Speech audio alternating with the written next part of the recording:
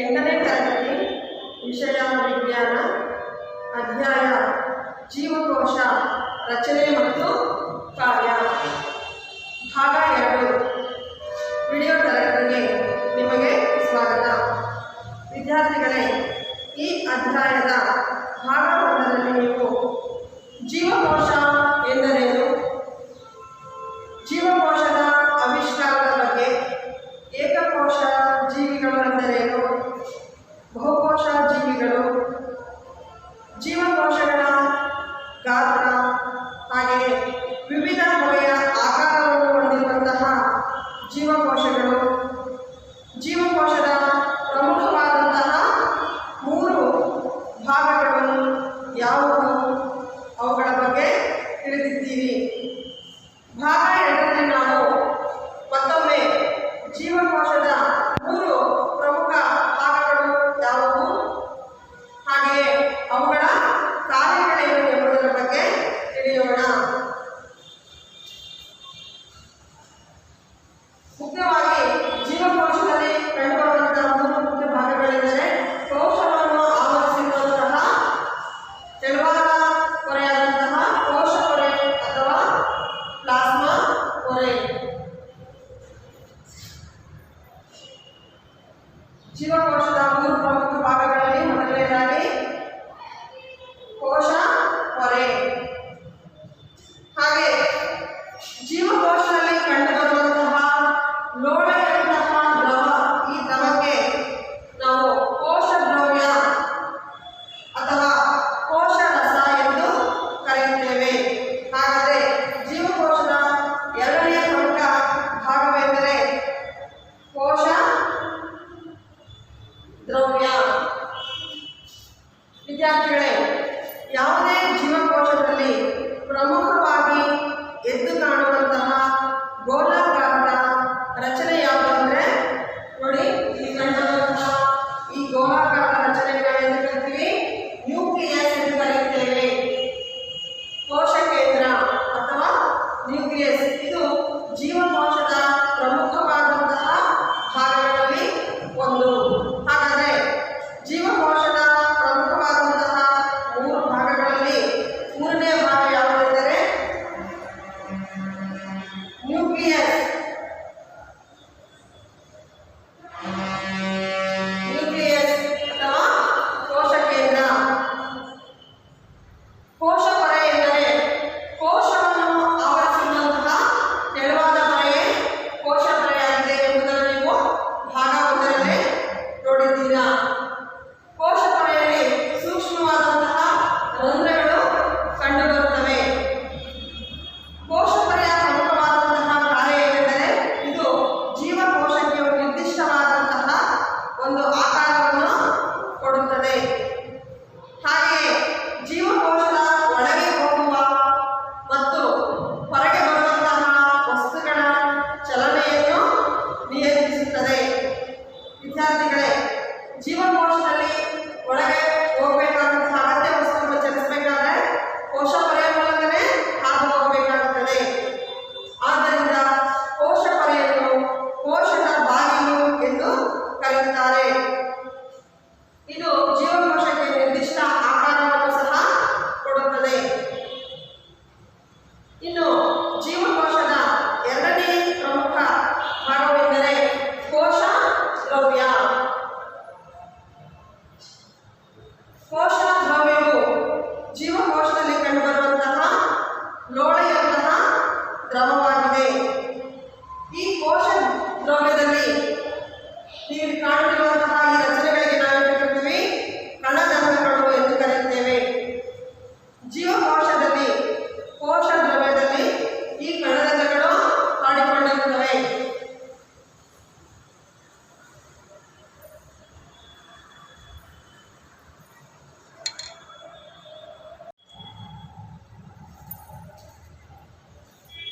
ವಿದ್ಯಾರ್ಥಿಗಳೇ, ಕೋಶ ದ್ರವವೆಂಬ ಲೋಳೆಯಂತಹ ಈ ದ್ರವದಲ್ಲಿ ನೀವು ಕಂಡುಬರುವಂತಹ ಈ ರಚನೆಗಳಿಗೆ ಕಣಜಗಳು ಎಂದು ಕರೆಯುತ್ತೇವೆ ಎಂದು ತಿಳ್ಕೊಂಡ್ರಲ್ವಾ? ಹಾಗಾದರೆ ಆ ಕಣಜಗಳು ಯಾವುವು ಎಂಬುದನ್ನು ನಾವು ಪರಿಚಯ ಮಾಡಿಕೊಳ್ಳೋಣ.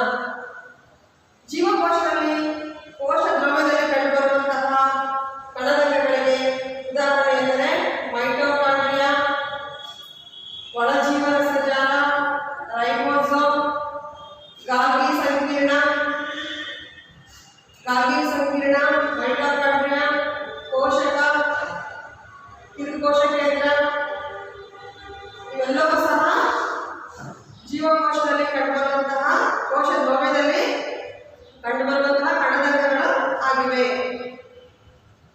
ಹಾಗೆಯೇ ಕೋಶ ದ್ರವ್ಯದ ನಂತರ ಜೀವಕೋಶದ ಮೂರನೇ ಪ್ರಮುಖ ಭಾಗವೆಂದರೆ ನ್ಯೂಕ್ಲಿಯಸ್ ಅಥವಾ ಕೋಶ ಕೇಂದ್ರ. ಯಾವುದೇ ಜೀವಕೋಶದಲ್ಲಿ ದಟ್ಟವಾಗಿ ಎದ್ದು ಕಾಣುವಂತಹ ಗೋಲಾಕಾರದಂತಹ ಈ ಭಾಗವೇ ನ್ಯೂಕ್ಲಿಯಸ್. ನ್ಯೂಕ್ಲಿಯಸ್ ಸಹ ಒಂದು ಪೊರೆಯಿಂದ ಆವೃತವಾಗಿರುತ್ತದೆ. ಇದಕ್ಕೆ ನಾವು ಕೋಶ ಕೇಂದ್ರ ಪೊರೆ ಎಂದು ಕರೆಯುತ್ತೇವೆ. ಕೋಶ ಕೇಂದ್ರವನ್ನು ಆವರಿಸಿರುವಂತಹ ಪೊರೆಗೆ ಕೋಶ ಕೇಂದ್ರ ಪೊರೆ ಎಂದು ಕರೆಯುತ್ತೇವೆ. ಈ ಕೋಶ ಕೇಂದ್ರ ಪೊರೆಯು ಸಹ ಸೂಕ್ಷ್ಮವಾದಂತಹ ರಂಧ್ರಗಳನ್ನು ಹೊಂದಿರುತ್ತದೆ. ಈ ಕೋಶ ಕೇಂದ್ರ ಪೊರೆಯು ಸಹ ಕೋಶ ದ್ರವ್ಯದಿಂದ ಕೋಶ ಕೇಂದ್ರದೊಳಗೆ ಬೇಕಾದಂತಹ ವಸ್ತುಗಳನ್ನು ಸಾಗಿಸುವುದರಲ್ಲಿ ಮುಖ್ಯ ಪಾತ್ರವನ್ನು ವಹಿಸುತ್ತದೆ. ಹಾಗೆಯೇ ಕೋಶ ಕೇಂದ್ರದಲ್ಲಿ ಕಂಡುಬರುವಂತಹ ಮುಖ್ಯವಾದ ಭಾಗಗಳೆಂದರೆ, ನೋಡಿ ಮಕ್ಕಳೇ, ಇಲ್ಲಿ ನೀವು ಇದು ಕೋಶ ಕೇಂದ್ರವಾದರೆ ಕೋಶ ಕೇಂದ್ರದಲ್ಲಿ ಒಂದು ಸಣ್ಣ ಗೋಲಾಕಾರದ ರಚನೆಯನ್ನು ನೀವು ನೋಡ್ತಾ ಇದ್ದೀರಲ್ವಾ? ಹಾಗಾದ್ರೆ ಆ ಸಣ್ಣ ಗೋಲಾಕಾರದ ರಚನೆಗೆ ಏನು ಕರೀತಾರೆ? ನೋಡಿ, ಇಲ್ಲಿ ಕಿರು ಕೋಶ ಕೇಂದ್ರ. ಕೋಶ ಕೇಂದ್ರದಲ್ಲಿ ಕಂಡುಬರುವಂತಹ ಸಣ್ಣ ಗೋಲಾಕಾರದ ರಚನೆಗೆ ಕಿರು ಕೋಶ ಕೇಂದ್ರ ಎಂದು ಕರೆಯುತ್ತೇವೆ ಅಥವಾ ನ್ಯೂಕ್ಲಿಯೋಲಸ್ ಎಂದು ಕರೆಯುತ್ತೇವೆ. ಇದು ಮುಖ್ಯವಾಗಿ ಪ್ರೋಟೀನ್ ಸಂಶ್ಲೇಷಣೆಯಲ್ಲಿ ಮುಖ್ಯ ಪಾತ್ರವನ್ನು ವಹಿಸುತ್ತದೆ. RNA ಎಂಬ ನ್ಯೂಕ್ಲಿಕ್ ಆಮ್ಲದಿಂದ ಆಗಿರುತ್ತದೆ. ಹಾಗೆಯೇ ಕೋಶ ಕೇಂದ್ರದಲ್ಲಿ ಕಂಡುಬರುವಂತಹ ದಾರುತಂತಹ ರಚನೆ ಏನಿದೆ, ಇದಕ್ಕೆ ನಾವೇನು ಕರಿತೀವಿ? ಕ್ರೊಮ್ಯಾಟಿನ್ ಅಥವಾ ವರ್ಣಗ್ರಾಹಿ ಎಂದು ಕರೆಯುತ್ತೇವೆ. ಇದು DNA ಡಿಆಕ್ಸಿರೈಬೋನ್ಯೂಕ್ಲಿಕ್ ಆಮ್ಲ ಎಂಬ ನ್ಯೂಕ್ಲಿಕ್ ಆಮ್ಲದಿಂದ ಆಗಿದ್ದು, ಕೋಶ ವಿಭಜನೆಯ ಸಮಯದಲ್ಲಿ ವರ್ಣಗ್ರಾಹಕ ಜಾಲವು ವರ್ಣತಂತುಗಳಾಗಿ ವಿಭಜನೆಗೊಳ್ಳುತ್ತದೆ. ಹಾಗಾದರೆ ವರ್ಣಗ್ರಾಹಕ ಜಾಲ ಇದರ ಮುಖ್ಯವಾದ ಕಾರ್ಯವೇನು? ಈಗಾಗಲೇ ಹೇಳಿದರೆ ಇದರಲ್ಲಿ ವಂಶವಾಹಿಗಳನ್ನು, ಜೀನ್ಗಳೆಂಬ ವಂಶವಾಹಿಗಳನ್ನು ಒಳಗೊಂಡಿರುತ್ತದೆ. ಆದ್ದರಿಂದ ವರ್ಣಗ್ರಾಹಕ ಜಾಲ ಇದರ ಮುಖ್ಯ ಪಾತ್ರವೇನೆಂದರೆ, ಒಂದು ಪೀಳಿಗೆಯಿಂದ ಮುಂದಿನ ಪೀಳಿಗೆಗೆ ಅಥವಾ ತಂದೆ ತಾಯಿಗಳಿಂದ ಮಕ್ಕಳಿಗೆ ಗುಣಲಕ್ಷಣಗಳನ್ನು ವರ್ಗಾವಣೆ ಮಾಡುವಂತಹ ಕಾರ್ಯವನ್ನು ಮಾಡುತ್ತದೆ.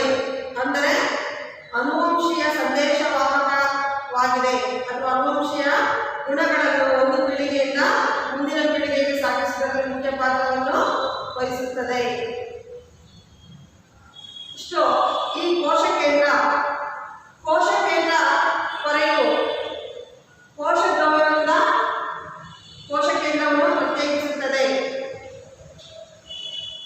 ಹಾಗೆಯೇ ಈ ಕೋಶ ಕೇಂದ್ರವು ಜೀವಕೋಶದ ನಿಯಂತ್ರಕವಾಗಿದೆ ಅಂತ ನಾವು ಕರೆಯಬಹುದು. ಜೀವಕೋಶದ ನಿಯಂತ್ರಕ ಅಂತ ಯಾವ ಘಟಕವನ್ನು ಕರೆಯುತ್ತೇವೆ ಅಂದರೆ, ನ್ಯೂಕ್ಲಿಯಸ್ ಅನ್ನು ಜೀವಕೋಶದ ನಿಯಂತ್ರಕ ಎಂದು ಕರೆಯುತ್ತೇವೆ. ಏಕೆಂದರೆ ಜೀವಕೋಶದಲ್ಲಿ ನಡೆಯುವಂತಹ ಎಲ್ಲ ವಿವಿಧ ಚಟುವಟಿಕೆಗಳನ್ನು ನಿಯಂತ್ರಿಸುವಂತಹ ಪ್ರಮುಖವಾದ ಭಾಗವೆಂದರೆ ಕೋಶ ಕೇಂದ್ರ. ಇಷ್ಟು ಜೀವಕೋಶದ ಪ್ರಮುಖವಾದಂತಹ 3 ಭಾಗಗಳು ಮತ್ತು ಅವುಗಳ ಕಾರ್ಯಗಳು: ಕೋಶ ಪೊರೆ, ಕೋಶ ದ್ರವ್ಯ ಹಾಗೂ ನ್ಯೂಕ್ಲಿಯಸ್.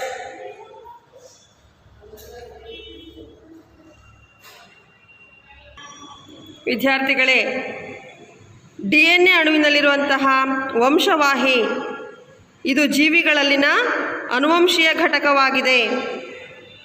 ತಂದೆ ತಾಯಿಗಳಿಂದ ಮರಿಗಳಿಗೆ ಅನುವಂಶೀಯ ಗುಣಗಳನ್ನು ವರ್ಗಾವಣೆಯನ್ನು ನಿಯಂತ್ರಿಸುತ್ತದೆ. ಅಂದರೆ ನಿಮ್ಮ ತಂದೆ ತಾಯಿಯರು ಕೆಲವು ಗುಣಗಳನ್ನು ನಿಮಗೆ ವರ್ಗಾಯಿಸುವರು. ಒಂದು ವೇಳೆ ನಿಮ್ಮ ತಂದೆ ಕಂದು ಬಣ್ಣದ ಕಣ್ಣುಗಳನ್ನು ಹೊಂದಿದ್ದರೆ ನೀವು ಕೂಡ ಕಂದು ಬಣ್ಣದ ಕಣ್ಣುಗಳನ್ನು ಹೊಂದುವ ಸಾಧ್ಯತೆ ಇದೆ. ಹಾಗೆಯೇ ಒಂದು ವೇಳೆ ನಿಮ್ಮ ತಾಯಿ ಗುಂಗುರು ಕೂದಲನ್ನು ಹೊಂದಿದ್ದರೆ ನೀವು ಕೂಡ ಗುಂಗುರು ಕೂದಲನ್ನು ಹೊಂದುವ ಸಾಧ್ಯತೆ ಇದೆ. ಹಾಗಾದರೆ ಇಂತಹ ಗುಣಗಳು ಮುಂದಿನ ಪೀಳಿಗೆಗೆ ಹೇಗೆ ಸಾಗಿಸಲ್ಪಡುತ್ತವೆ ಎಂಬುದು ನಿಮಗೆ ತಿಳಿಯುತ್ತಲ್ಲವೇ? ಹೌದು, ತಂದೆ ತಾಯಿಗಳ ವಿಭಿನ್ನ ವಂಶವಾಹಿಗಳ ಸಂಯೋಜನೆಯು ವಿಭಿನ್ನ ಗುಣಗಳಿಗೆ ಕಾರಣವಾಗುತ್ತವೆ. ಇಂತಹ ಗುಣಗಳನ್ನು ಸಾಗಿಸುವುದೇ ವಂಶವಾಹಿ. ಜೀವಕೋಶದ ಎಲ್ಲ ಘಟಕಗಳನ್ನು ನಾವು ಒಟ್ಟಾಗಿ ಪ್ರೋಟೋಪ್ಲಾಸಮ್ ಎನ್ನುವರು. ಮಕ್ಕಳೇ, ಜೀವಕೋಶದ ಈ ಎಲ್ಲ ಘಟಕಗಳನ್ನು ನಾವು ಒಟ್ಟಾಗಿ ಪ್ರೋಟೋಪ್ಲಾಸಮ್ ಎಂದು ಕರೆಯುತ್ತೇವೆ. ಹಾಗಾದರೆ ಪ್ರೋಟೋಪ್ಲಾಸಮ್ ಏನನ್ನು ಒಳಗೊಂಡಿದೆ? ಕೋಶ ದ್ರವ್ಯ ಮತ್ತು ಕೋಶ ಕೇಂದ್ರಗಳನ್ನು ಒಳಗೊಂಡಿದೆ. ಪ್ರೋಟೋಪ್ಲಾಸಮನ್ನು ಜೀವಕೋಶದ ಜೀವಂತ ಪದಾರ್ಥ ಎಂದು ಕರೆಯುವರು.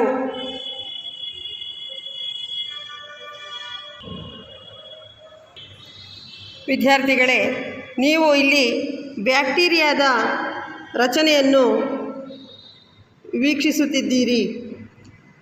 ಬ್ಯಾಕ್ಟೀರಿಯಾ ಒಂದು ಏಕಕೋಶ ಜೀವಿಯಾಗಿದೆ. ಬ್ಯಾಕ್ಟೀರಿಯಾ ಜೀವಕೋಶ.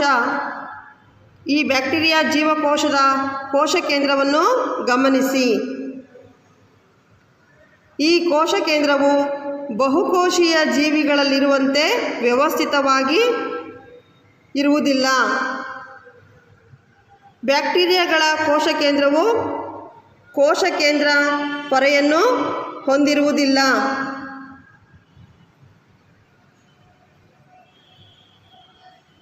ಕೋಶ ಕೇಂದ್ರ ಪೊರೆ ಈ ರೀತಿಯಾಗಿ ಕೋಶ ಕೇಂದ್ರ ಪೊರೆ ಇಲ್ಲದಂತಹ ಕೋಶ ಕೇಂದ್ರ ವಸ್ತುವನ್ನು ಹೊಂದಿದ್ದರೆ, ಅಂದರೆ ಕೋಶ ಕೇಂದ್ರ ಪೊರೆಯನ್ನು ಹೊಂದಿಲ್ಲದೇ ಇರುವಂತಹ ಕೋಶ ಕೇಂದ್ರ ಇದ್ದರೆ ಅಂತಹ ಜೀವಕೋಶವನ್ನು ನಾವು ಪ್ರೊಕ್ಯಾರಿಯೋಟ್ ಜೀವಕೋಶ ಎಂದು ಕರೆಯುತ್ತೇವೆ.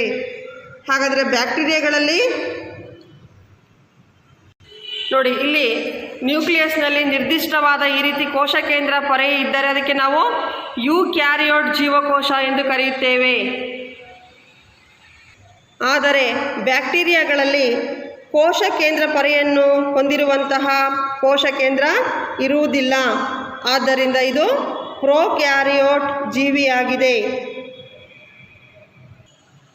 ಇಲ್ಲಿ ಪ್ರೋ ಎಂದರೆ ಪ್ರಾಚೀನ ಎಂದು ಅರ್ಥ.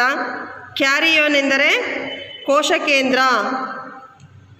ಹಾಗಾದರೆ ಪ್ರೊಕ್ಯಾರಿಯೋಟ್ ಜೀವಿಗಳಿಗೆ ಉದಾಹರಣೆಗಳೆಂದರೆ ಬ್ಯಾಕ್ಟೀರಿಯಾಗಳು ಮತ್ತು ನೀಲಿ ಹಸಿರು ಶೈವಲಗಳು.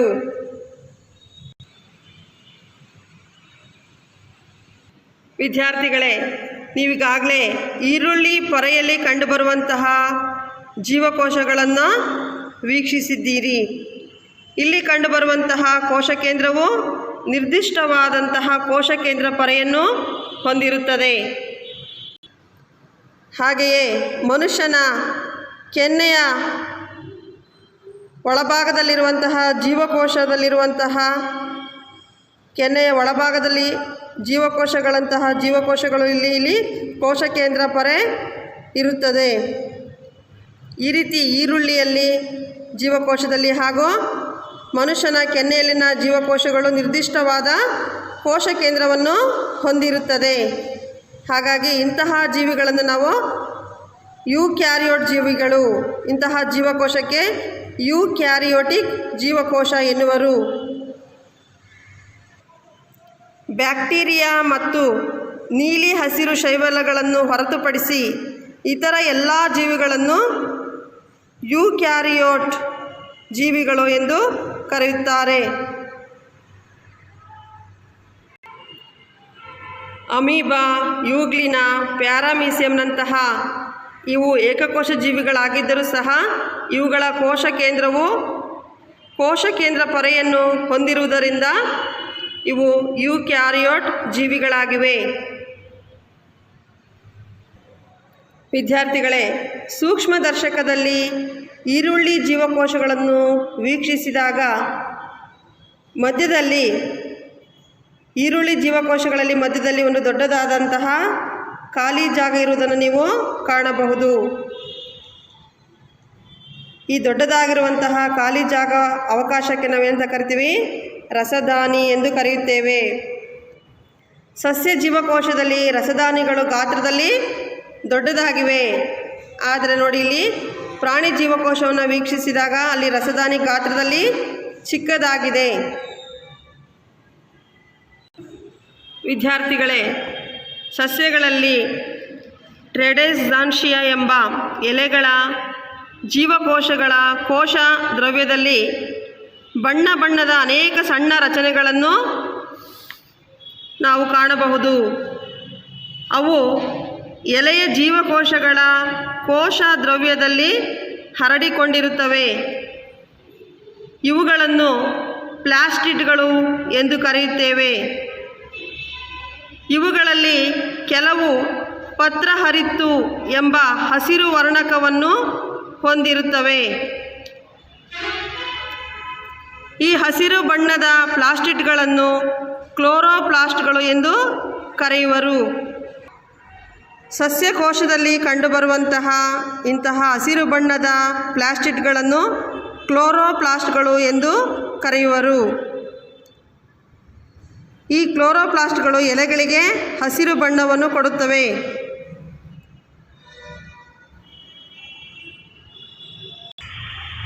ನೋಡಿ ಮಕ್ಕಳೇ, ಸಸ್ಯಗಳ ಈ ಹಸಿರು ಬಣ್ಣಕ್ಕೆ ಪ್ರಮುಖವಾದ ಕಾರಣವೆಂದರೆ ಸಸ್ಯ ಜೀವಕೋಶದಲ್ಲಿ ಕಂಡುಬರುವಂತಹ ಕ್ಲೋರೋಪ್ಲಾಸ್ಟ್ಗಳು. ಹಾಗೆಯೇ ಈ ಕ್ಲೋರೋಪ್ಲಾಸ್ಟ್ಗಳು ದ್ಯುತಿಸಂಶ್ಲೇಷಣ ಕ್ರಿಯೆಯಲ್ಲಿ ಮುಖ್ಯ ಪಾತ್ರವನ್ನು ವಹಿಸುತ್ತವೆ. ಸಸ್ಯಗಳಲ್ಲಿ ಆಹಾರ ತಯಾರಿಕೆಯಲ್ಲಿ ಪ್ರಮುಖ ಪಾತ್ರ ವಹಿಸುತ್ತವೆ.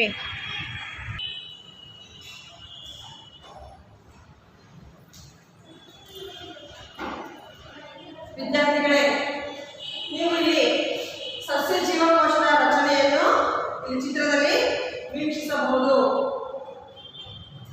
ನೋಡಿ, ನಾನು ಹೇಳಿದಾಗ ನಿಮಗೆ ಸಸ್ಯಗಳ ಹಸಿರು ಬಣ್ಣಕ್ಕೆ ಕಾರಣವಾದಂತಹ ಕಣಜ ಯಾವುದೆಂದರೆ ಕ್ಲೋರೋಪ್ಲಾಸ್ಟ್. ಸಸ್ಯ ಕೋಶದಲ್ಲಿ ಮಾತ್ರ ಇವು ಕಂಡುಬರುತ್ತವೆ. ಪ್ರಾಣಿ ಕೋಶದಲ್ಲಿ ಕ್ಲೋರೋಪ್ಲಾಸ್ಟ್ಗಳು ಕಂಡುಬರುವುದಿಲ್ಲ. ಸಸ್ಯಗಳಲ್ಲಿ ಮುಖ್ಯವಾಗಿ ಆಹಾರ ತಯಾರಿಕೆಯಲ್ಲಿ ದ್ಯುತಿಸಂಶ್ಲೇಷಣ ಕ್ರಿಯೆಯಲ್ಲಿ ಮುಖ್ಯ ಪಾತ್ರ ವಹಿಸುವಂಥ ಕಣಜಗಳೇ ಕ್ಲೋರೋಪ್ಲಾಸ್ಟ್. ಹಾಗೆಯೇ ನಾನು ಹೇಳಿದರೆ ಸಸ್ಯ ಕೋಶದಲ್ಲಿ ಕಂಡುಬರುವಂತಹ ಒಂದು ದೊಡ್ಡದಾದ ಖಾಲಿ ಅವಕಾಶವೇ ರಸದಾನಿ ಎಂದು ಕರೆಯುತ್ತೇವೆ. ಹಾಗೆ ಮೈಟೋಕಾಂಡ್ರಿಯಾ. ಸಸ್ಯ ಕೋಶದಲ್ಲಿ ಕೋಶ ಕೇಂದ್ರವು ಪಾರ್ಶ್ವಕ್ಕೆ ಇರುತ್ತದೆ.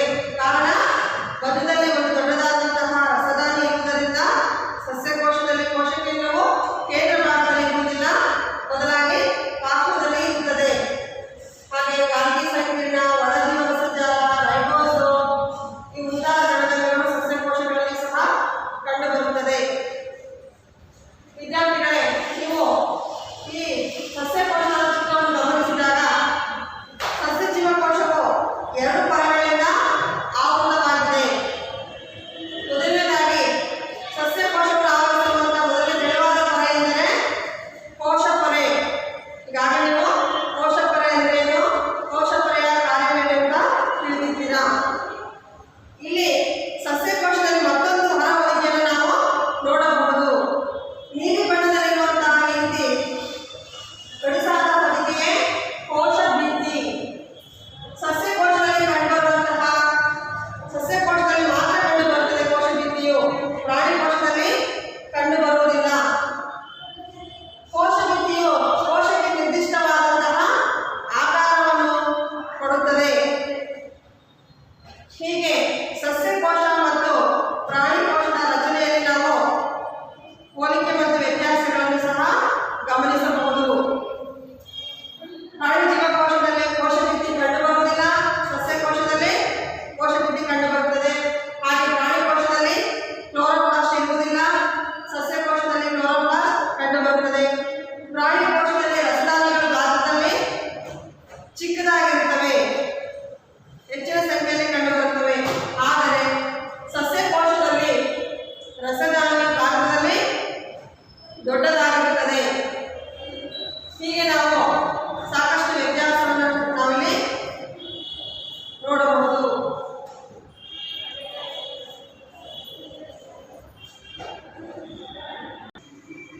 ವಿದ್ಯಾರ್ಥಿಗಳೇ, ನಿಮ್ಮ ಪಠ್ಯಪುಸ್ತಕದಲ್ಲಿ ಒಂದು ಕೋಷ್ಟಕವನ್ನು ನೀವು ಕಾಣಬಹುದು. ಈ ಕೋಷ್ಟಕವನ್ನು ನೀವು ಪೂರ್ಣಗೊಳಿಸಿ ಸಸ್ಯ ಜೀವಕೋಶ ಮತ್ತು ಪ್ರಾಣಿ ಜೀವಕೋಶಗಳ ಹೋಲಿಕೆಯನ್ನು ಈ ಕೋಷ್ಟಕದಲ್ಲಿ ಭರ್ತಿ ಮಾಡಿ. ಮೊದಲನೇದಾಗಿ ಕೋಶಪರೆ, ನೀವೀಗಾಗಲೇ ನೋಡಿದಾಗೆ ಕೋಶಪರೆ ಸಸ್ಯಕೋಶದಲ್ಲೂ ಇದೆ, ಪ್ರಾಣಿ ಕೋಶದಲ್ಲೂ ಸಹ ಕಂಡುಬರುತ್ತದೆ. ಹಾಗಾಗಿ ಎರಡರಲ್ಲೂ ಕೂಡ ಇದೆ ಎಂದು ಬರಿಬೇಕು. ಹಾಗೆ ಕೋಶಭಿತ್ತಿ, ಈಗ ನೀವು ನೋಡಿದಾಗೆ ಕೋಶಭಿತ್ತಿ ಯಾವುದ್ರಲ್ಲಿ ಮಾತ್ರ ಕಂಡುಬರುತ್ತದೆ? ಸಸ್ಯಕೋಶದಲ್ಲಿ ಮಾತ್ರ ಕೋಶಭಿತ್ತಿ ಕಂಡುಬರುತ್ತದೆ. ಹಾಗಾಗಿ ಸಸ್ಯಕೋಶದಲ್ಲಿ ಇದೆ ಅಂತ ಬರೀರಿ, ಹಾಗೆ ಪ್ರಾಣಿ ಕೋಶದಲ್ಲಿ ಇಲ್ಲ. ಇನ್ನು ಕೋಶ ಕೇಂದ್ರವನ್ನು ಗಮನಿಸೋದಾದರೆ, ಕೋಶ ಕೇಂದ್ರವು ಪ್ರಾಣಿ ಕೋಶದಲ್ಲಿ ಕೇಂದ್ರ ಭಾಗದಲ್ಲಿರುತ್ತದೆ, ಸಸ್ಯಕೋಶದಲ್ಲಿ ಕೋಶ ಕೇಂದ್ರವು ಪಾರ್ಶ್ವದಲ್ಲಿರುತ್ತದೆ.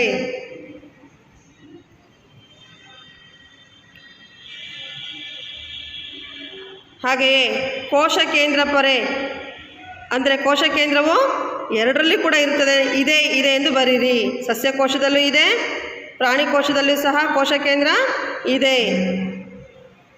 ಹಾಗೆಯೇ ಕೋಶ ಕೇಂದ್ರ ಪೊರೆ, ಕೋಶ ಕೇಂದ್ರವನ್ನು ಆವರಿಸಿರುವಂಥ ಪೊರೆಗೆ ನಾವು ಕೋಶ ಕೇಂದ್ರ ಪೊರೆ ಎಂದು ಕರೆಯುತ್ತೇವೆ. ಹಾಗಾಗಿ ಕೋಶ ಕೇಂದ್ರ ಪೊರೆ ಎರಡರಲ್ಲೂ ಸಹ ಇದೆ, ಸಸ್ಯಕೋಶದಲ್ಲೂ ಇದೆ, ಪ್ರಾಣಿ ಕೋಶದಲ್ಲಿ ಸಹ ಇರುತ್ತದೆ. ಐದನೇದಾಗಿ ಕೋಶದ್ರವ್ಯ. ಕೋಶದ್ರವ್ಯವು ಸಹ ಸಸ್ಯಕೋಶದಲ್ಲಿಯೂ ಕಂಡುಬರುತ್ತದೆ, ಪ್ರಾಣಿ ಕೋಶದಲ್ಲಿಯೂ ಸಹ ಕಂಡುಬರುತ್ತದೆ. ನೋಡಿ, ಇಲ್ಲಿ ಭಾಗದಲ್ಲಿ ನೀವು ಗಮನಿಸಬಹುದು. ಕೋಶದ್ರವ್ಯ ಎರಡರಲ್ಲೂ ಸಹ ಕಂಡುಬರುತ್ತದೆ, ಕೋಶ ಕೇಂದ್ರ ಎರಡರಲ್ಲೂ ಕಂಡುಬರುತ್ತದೆ. ಹಾಗೆ ರಸದಾನಿ ಎರಡರಲ್ಲೂ ಸಹ ಕಂಡುಬರುತ್ತದೆ, ಕೋಶಪೊರೆ ಎರಡೂ ಕೋಶಗಳಲ್ಲಿ ಕಂಡುಬರುತ್ತದೆ. ನೋಡಿ, ಹಾಗೆಯೇ ಇಲ್ಲಿ ಆರನೇದಾಗಿ ಪ್ಲಾಸ್ಟಿಡ್. ಹಸಿರು ಬಣ್ಣದ ವರ್ಣಕಗಳಾದಂತಹ ಕ್ಲೋರೋಪ್ಲಾಸ್ಟ್ಗಳು ಸಸ್ಯಕೋಶದಲ್ಲಿ ಮಾತ್ರ ಕಂಡುಬರುತ್ತದೆ, ಪ್ರಾಣಿ ಕೋಶದಲ್ಲಿ ನೋಡಿ ಕಂಡುಬರುವುದಿಲ್ಲ. ಹಾಗೆಯೇ ಏಳನೇದಾಗಿ ರಸದಾನಿ. ನೀವು ನೋಡಿದಾಗೆ ಎರಡರಲ್ಲೂ ಸಹ ರಸದಾನಿ ಇದೆ ಅಲ್ವಾ? ಹೀಗೆ ನೀವು ಚಿತ್ರವನ್ನು ವೀಕ್ಷಣೆ ಮಾಡಿ ಈ ಕೋಷ್ಟಕವನ್ನು ಪೂರ್ಣಗೊಳಿಸಿ.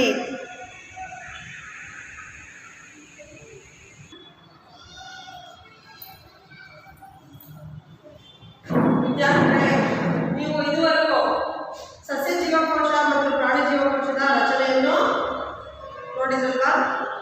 ಮತ್ತೊಮ್ಮೆ ಜೀವಕೋಶದಲ್ಲಿ ಕಂಡುಬರುವಂತಹ ಕಣದಂಗಗಳು ಮತ್ತು ಅವುಗಳ ಕಾರ್ಯಗಳೇನು ಎಂಬುದನ್ನು ನೋಡೋಣ.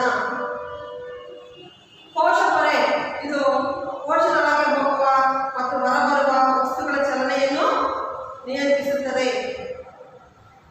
ಕೋಶ ಕೇಂದ್ರವು ಜೀವಕೋಶದ ಪ್ರಮುಖ ಭಾಗವಾಗಿದ್ದು ಜೀವಕೋಶದಲ್ಲಿ ನಡೆಯುವಂತಹ ಎಲ್ಲ ಚಟುವಟಿಕೆಗಳನ್ನು ನಿಯಂತ್ರಿಸುತ್ತದೆ. ಹಾಗೆ ಜೀವಕೋಶದಲ್ಲಿ ಕಂಡುಬರುವಂತಹ ಈ ಜಾಲದಂತಹ ರಚನೆಗೆ ನಾವು ಎಂಡೋಪ್ಲಾಸ್ಮಿಕ್ ರೆಟಿಕ್ಯುಲಮ್ ಅಥವಾ ಒಳ ಜೀವರಸಜಾಲ ಎಂದು ಕರೆಯುತ್ತೇವೆ. ಇದು ಕೋಶದಲ್ಲಿ ಒಂದು ಭಾಗದಿಂದ ಮತ್ತೊಂದು ಭಾಗಕ್ಕೆ ಸಾರಿಗೆ ವ್ಯೂಹವಾಗಿ ಕೆಲಸ ನಿರ್ವಹಿಸುತ್ತದೆ. ಅಂದರೆ ವಸ್ತುಗಳ ಸಾಗಾಣಿಕೆಯಲ್ಲಿ ಮುಖ್ಯ ಪಾತ್ರ ವಹಿಸುತ್ತದೆ. ಒಳ ಜೀವರಸದ ಜಾಲದ ಮೇಲೆ ಸಣ್ಣ ಸಣ್ಣ ಕಣದಂಗಗಳು ಕಂಡುಬರುತ್ತವೆ. ಇವುಗಳಿಗೆ ರೈಬೋಸೋಮ್ಗಳು ಎಂದು ಕರೆಯುತ್ತೇವೆ. ಈ ರೈಬೋಸೋಮ್ಗಳು ಪ್ರೋಟೀನ್ ಉತ್ಪಾದನೆಯಲ್ಲಿ ಮುಖ್ಯ ಪಾತ್ರ ವಹಿಸುತ್ತವೆ. ಹಾಗಾಗಿ ರೈಬೋಸೋಮ್ಗಳನ್ನು ಕೋಶದ ಪ್ರೋಟೀನ್ ಕಾರ್ಖಾನೆಗಳು ಎಂದು ಕರೆಯುತ್ತಾರೆ. ಜೀವಕೋಶದ ಪ್ರೋಟೀನ್ ಕಾರ್ಖಾನೆಗಳು ರೈಬೋಸೋಮ್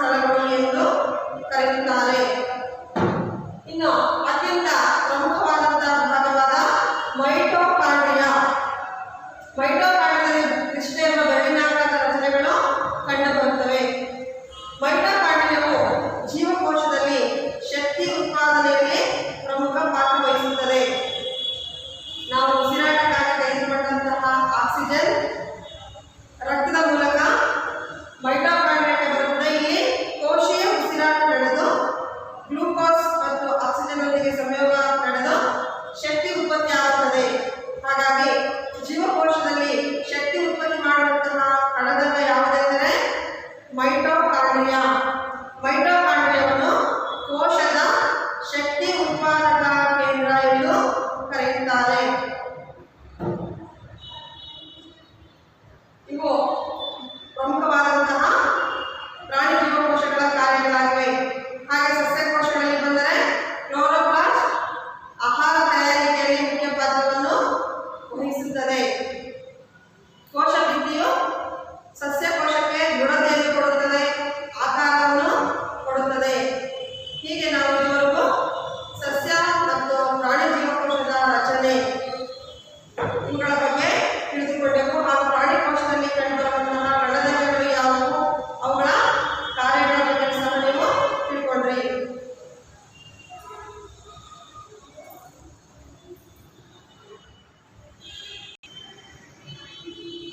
ಮಕ್ಕಳೇ, ಇದುವರೆಗೂ ನೀವು ಈ ಅಧ್ಯಾಯದಲ್ಲಿ ಕಲಿತಂತಹ ಮುಖ್ಯಾಂಶಗಳನ್ನು ಮತ್ತೊಮ್ಮೆ ಗಮನಿಸಿ. ಎಲ್ಲ ಜೀವಿಗಳು ಜೀವಕೋಶಗಳೆಂಬ ಸಣ್ಣ ಸಣ್ಣ ಭಾಗಗಳಿಂದ ಮಾಡಲ್ಪಟ್ಟಿವೆ. ಅಂಗಗಳು ಇನ್ನೂ ಸಣ್ಣ ಭಾಗಗಳಿಂದ ಉಂಟಾಗಿವೆ. ಒಂದು ಜೀವಿಯ ಅತ್ಯಂತ ಸಣ್ಣ ಜೀವಂತ ಭಾಗವೇ ಜೀವಕೋಶ. 1665ರಲ್ಲಿ ರಾಬರ್ಟ್ ಹುಕ್ ಎಂಬ ವಿಜ್ಞಾನಿಯು ಮೊದಲ ಬಾರಿಗೆ ಜೀವಕೋಶಗಳನ್ನು ವೀಕ್ಷಿಸಿದರು. ಜೀವಕೋಶಗಳು ವಿವಿಧ ಆಕಾರ ಮತ್ತು ಗಾತ್ರಗಳನ್ನು ಪ್ರದರ್ಶಿಸುತ್ತವೆ. ಜೀವಕೋಶಗಳ ಸಂಖ್ಯೆ ಕೂಡ ಜೀವಿಯಿಂದ ಜೀವಿಗೆ ಭಿನ್ನವಾಗಿರುತ್ತದೆ. ಕೆಲವು ಜೀವಕೋಶಗಳು ಬರಿಗಣ್ಣಿಗೆ ಗೋಚರವಾಗುವಷ್ಟು ದೊಡ್ಡದಾಗಿರುತ್ತವೆ. ಉದಾಹರಣೆ, ಕೋಳಿ ಮೊಟ್ಟೆ. ಕೆಲವು ಜೀವಿಗಳು ಒಂದೇ ಜೀವಕೋಶವನ್ನು ಹೊಂದಿದ್ದರೆ ಉಳಿದವು ಅಸಂಖ್ಯಾತ ಜೀವಕೋಶಗಳನ್ನು ಹೊಂದಿರುತ್ತವೆ. ಬಹುಕೋಶೀಯ ಜೀವಿಗಳಲ್ಲಿನ ವಿವಿಧ ಜೀವಕೋಶಗಳು ನಿರ್ವಹಿಸುವ ಎಲ್ಲ ಕಾರ್ಯಗಳನ್ನು ಏಕಕೋಶೀಯ ಜೀವಿಗಳ ಒಂದೇ ಜೀವಕೋಶ ನಿರ್ವಹಿಸುತ್ತದೆ. ಜೀವಕೋಶವು 3 ಮುಖ್ಯ ಭಾಗಗಳನ್ನು ಹೊಂದಿದೆ: ಕೋಶಪೊರೆ, ಕೋಶದ್ರವ್ಯ, ಕೋಶಕೇಂದ್ರ. ಕೋಶಕೇಂದ್ರವು ಕೋಶಕೇಂದ್ರ ಪೊರೆಯ ಮೂಲಕ ಕೋಶದ್ರವ್ಯದಿಂದ ಪ್ರತ್ಯೇಕಗೊಂಡಿದೆ. ವ್ಯವಸ್ಥಿತವಾದ ಕೋಶಕೇಂದ್ರವನ್ನು ಹೊಂದಿಲ್ಲದಿದ್ದರೆ ಕೋಶಕೇಂದ್ರ ಪೊರೆ ಇಲ್ಲದ ಕೋಶಕೇಂದ್ರವನ್ನು ಹೊಂದಿರುವಂಥ ಜೀವಕೋಶಗಳಿಗೆ ಪ್ರೊಕ್ಯಾರಿಯೋಟ್ ಜೀವಕೋಶಗಳು ಎಂದು ಕರೆಯುತ್ತೇವೆ. ಉದಾಹರಣೆ, ಬ್ಯಾಕ್ಟೀರಿಯಾ. ಕೋಶ ಪೊರೆಯ ಸುತ್ತ ಕೋಶಭಿತ್ತಿ ಎಂಬ ಹೆಚ್ಚುವರಿ ಪೊರೆಯನ್ನು ನಾವು ಸಸ್ಯ ಜೀವಕೋಶದಲ್ಲಿ ಕಾಣುತ್ತೇವೆ. ಪ್ಲಾಸ್ಟಿಡ್ಗಳೆಂಬ ಬಣ್ಣದ ರಚನೆಗಳು ಸಸ್ಯಕೋಶದಲ್ಲಿ ಮಾತ್ರ ಕಂಡುಬರುತ್ತವೆ. ಪತ್ರಹರಿತನ್ನು ಹೊಂದಿರುವಂತಹ ಹಸಿರು ಪ್ಲಾಸ್ಟಿಡ್ಗಳನ್ನು ನಾವು ಕ್ಲೋರೋಪ್ಲಾಸ್ಟ್ಗಳು ಎಂದು ಕರೆಯುತ್ತೇವೆ. ಸಸ್ಯ ಜೀವಕೋಶವು ದೊಡ್ಡದಾದ ಕೇಂದ್ರೀಯ ರಸದಾನಿಯನ್ನು ಹೊಂದಿದೆ. ವಿದ್ಯಾರ್ಥಿಗಳೇ, ನಿಮ್ಮ ಪಠ್ಯಪುಸ್ತಕದಲ್ಲಿ ಒಂದು ಅಕ್ಷರ ಪದಬಂಧವನ್ನು ನೀಡಲಾಗಿದೆ. ಸಸ್ಯ ಜೀವಕೋಶ ಮತ್ತು ಪ್ರಾಣಿ ಜೀವಕೋಶಗಳಿಗೆ ಸಂಬಂಧಿಸಿದಂತಹ ಇಲ್ಲಿ ಕೊಟ್ಟಿರುವಂತಹ ಪ್ರಶ್ನೆಗಳಿಗೆ ನೀವು ಅವುಗಳನ್ನು ಹುಡುಕಿ ಈ ರೀತಿಯಾಗಿ ಗೆರೆ ಎಳೆಯಬೇಕು. ಈ ಒಂದು ಪದಬಂಧವನ್ನು ನೀವು ಪೂರ್ಣಗೊಳಿಸಿ. ಉದಾಹರಣೆ ನೋಡಿರಿ, ಸೆಲ್ ಎಂಬ ಪದವನ್ನು ಮೊದಲು ಪರಿಚಯಿಸಿದಂಥ ವಿಜ್ಞಾನಿ ಯಾರು? ರಾಬರ್ಟ್ ಹುಕ್ ಅಲ್ವಾ? ನೋಡಿ, ಜೀವಿಯ ರಚನಾತ್ಮಕ ಮತ್ತು ಕಾರ್ಯಾತ್ಮಕ ಘಟಕ ಯಾವುದು? ಜೀವಕೋಶ. ಇವುಗಳನ್ನು ನೀವು ಇಲ್ಲಿ ಹುಡುಕಬೇಕು. ನೋಡಿ, ಒಂದು ಉದಾಹರಣೆ ಕೊಟ್ಟಿದ್ದಾರೆ ಇಲ್ಲಿ. ರಾಬರ್ಟ್ ಹುಕ್ ಅಂತ ಅದನ್ನೇನು ಮಾಡಿದ್ದಾರೆ? ವೃತ್ತಾಕಾರದಲ್ಲಿ ಗೆರೆಯನ್ನು ಎಳೆದಿದ್ದಾರೆ. ಹಾಗೆ ಜೀವಕೋಶ ಎಲ್ಲಿದೆ? ನೋಡಿರಿ, 15 ಪ್ರಶ್ನೆಗಳು ಇದ್ದಾವೆ ಇದಕ್ಕೆ ಸಂಬಂಧಪಟ್ಟಿರೋದು. ಅವುಗಳನ್ನು ನೀವು ಈ ಕೋಷ್ಟಕ ಅಕ್ಷರ ಬಂಧದಲ್ಲಿ ಬರೆದು ಪೂರ್ಣಗೊಳಿಸಿ.